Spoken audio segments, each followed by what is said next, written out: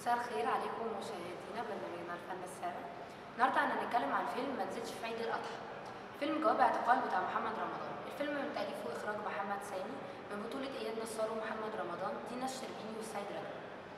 الفيلم كان بيتصور قبل عيد الاضحى وكان مقرر انه هينزل فيه، بس حصلت مشكله ان الرقابه اعترضت على استكمال تصوير الفيلم عشان هي شايفه ان هو بيظهر جهاز الشرطه بشكل غير لائق.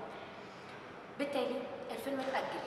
عشان كده كل افلام العيد حازت بمنافسه، وكان يمكن اكتر منافس اللي كان اقوى كان احمد حلمي، وان ايرادات لف ودوران وصلت ل 25 مليون، وده اللي اتاحه انسحاب فيلم جواب اعتقال.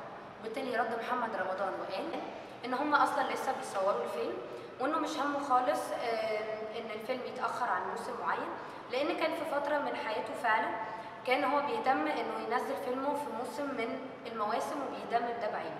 لكن دلوقتي اهتمامه الاكبر بجمهوره اللي اداله الثقه الكبيره دي، فهو بيهتم اكتر بجوده الفيلم وباتقان العمل وحسن الاختيار، بينظر لجوده الفيلم.